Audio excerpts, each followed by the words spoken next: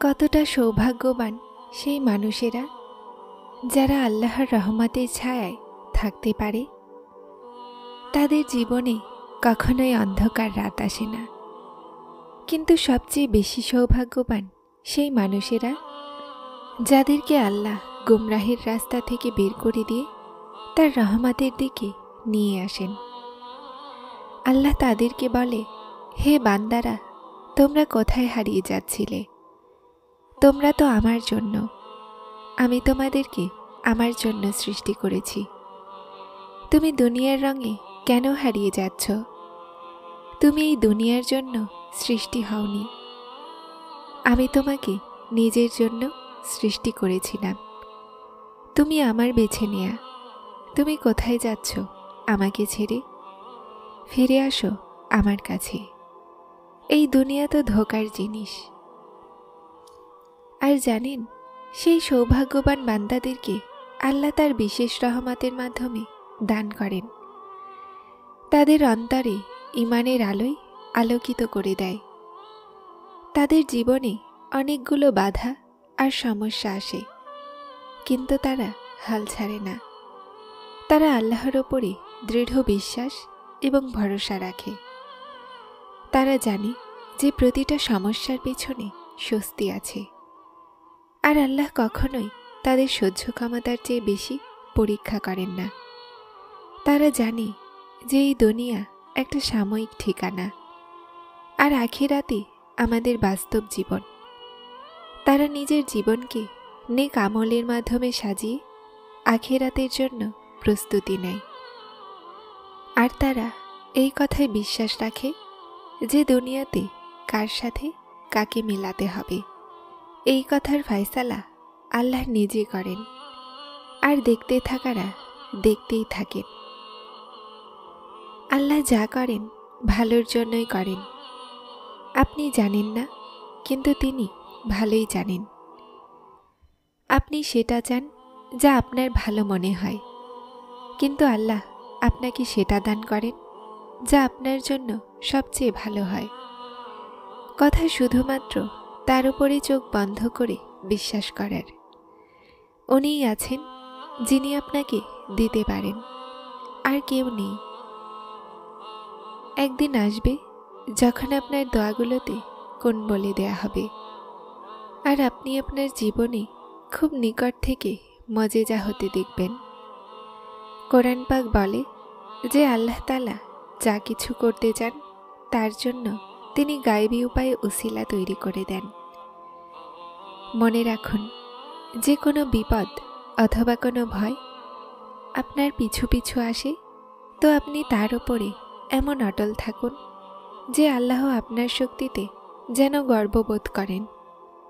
আল্লাহ বলেন, যে যে মানুষেরা তার হেদায়েতের অপেক্ষা করবে তাদের জন্য কোনো ভয়, কোনো দুঃখ নেই।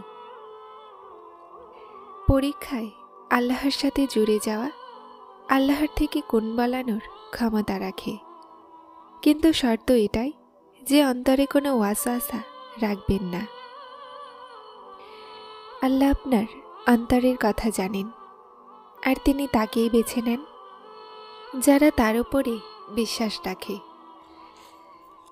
মনে রাখুন, দোয়াগুলোর বারবার আপনার মুখের তাসবিহ হয়ে যাওয়া আল্লাহর তরফ থেকে একটা ইশারা যে তিনি আপনার দোয়াগুলোতে রাজি আছেন। জানেন, আল্লাহ বেছে তাকেই নেন যাদেরকে তিনি বিশেষ করতে চান। আর শোনেন, আপনি আল্লাহর সেই বিশেষ বান্দা। যখন এতটা বিশ্বাসের সাথে চেয়েছ, তাহলে দুঃখ কিসের? এই কথাও কতটা শান্তি দেয় না যে কান্নারত চোখে আমাদের রব আমাদেরকে দেখেন। যখন আপনার মন ক্লান্ত হয়ে যায়, তো জেনে নিন যে আকাশ থেকে আপনার সাহায্যের জন্য কবুলিয়তের দরজা খুলতেই চলেছে। শোনো, যদি অপেক্ষা করতে গিয়ে পুরোপুরিভাবে ভেঙে গেছ না, তো আল্লাহর জিকির করতে গিয়ে দোয়া করো। এটাতে মানুষের রূহ অনেক শান্তি পায়, যা আপনাকে কখনোই ভাঙতে দিবে না। আপনি জানেন না যে যে মানুষ তার অন্তরের গভীর থেকে তীব্রভাবে দোয়া করে, তো সে আল্লাহ তাআলার সবচেয়ে নিকটে থাকে। নিজের রবের কাছে ওই সময়ের চাওয়া দোয়া কবুলিয়তির সবচেয়ে নিকটে থাকে। নবী করিম সাল্লাল্লাহু আলাইহি ওয়াসাল্লাম বলেন, যে মানুষেরা আল্লাহর নিকটে একটা এমন দরজা আছে যেটাতে মানুষ শুধুমাত্র একটা আমলের মাধ্যমে হাসিল করতে পারে, আর সেটা হলো পরীক্ষা। তিনি আপনাকে পরীক্ষার মধ্য দিয়ে অতিক্রম করে শীঘ্রই আপনাকে আপনার উত্তম ফল দিতে চলেছেন, যে আপনি অবাক হয়ে যাবেন। মানুষের ছেড়ে দেওয়া হাত আল্লাহ ধরে নেন। মনকে হতাশ হতে দিও না, শুধুমাত্র বিশ্বাস রাখুন আল্লাহর ফায়সালাগুলোর ওপরে। যদি দেরি হয় তো নিশ্চয়ই এটাতেই কল্যাণ হবে, আর যদি আল্লাহর সাহায্য সাথে থাকে তো আগুনেরও কি শক্তি যে আপনার কোনো ক্ষতি করতে পারে। হযরত আদম আলাইহিসসালাম আর হযরত ইব্রাহিম আলাইহিসসালামের জীবন থেকে এটাও শিখেছি যে যখন আল্লাহর রহমত জোশ পায় তো তিনি আপনার জন্য কল্যাণের দরজাগুলো খুলে দেন। সূরা ইউসুফ আমাদেরকে বলছে যে সবরকারীরা খুব সুন্দর সমাপ্তি পাবে।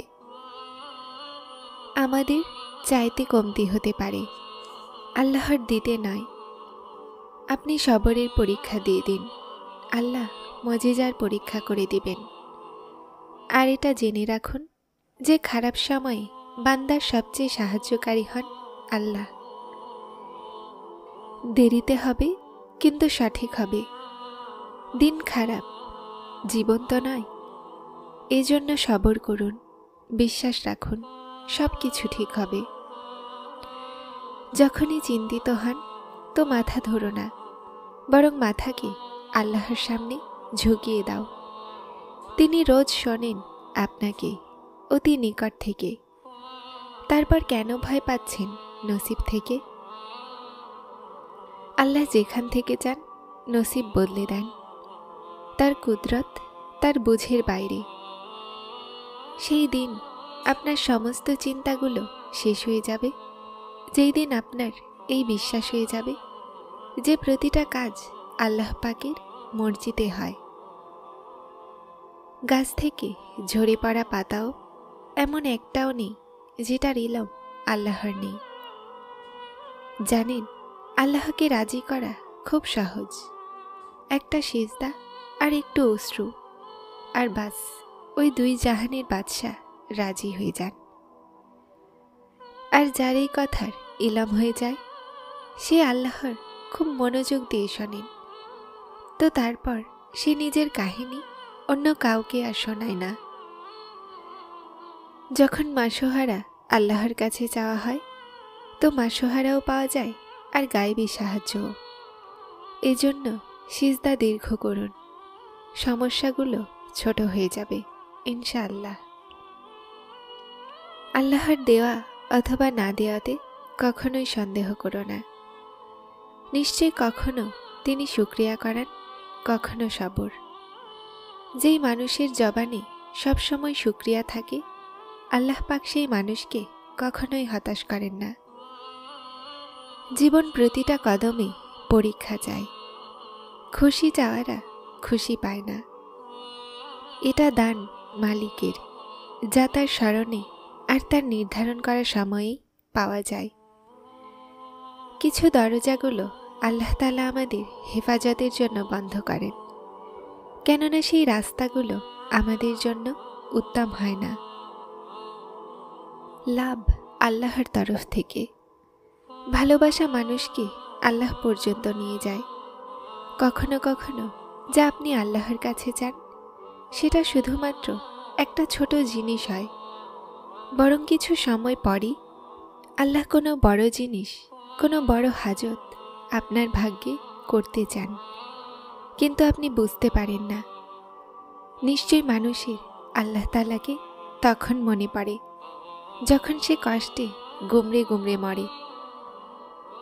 চাও তার কাছে, একবার মন থেকে চেয়েই তো দেখো। খাস হৃদয় থেকে চাওয়া দোয়া কখনোই জায়া হয় না। যারা চ্যানেলটিতে নতুন এসেছেন তারা সাবস্ক্রাইব করে হেদায়েতের সাথে থাকুন। আসসালামু আলাইকুম।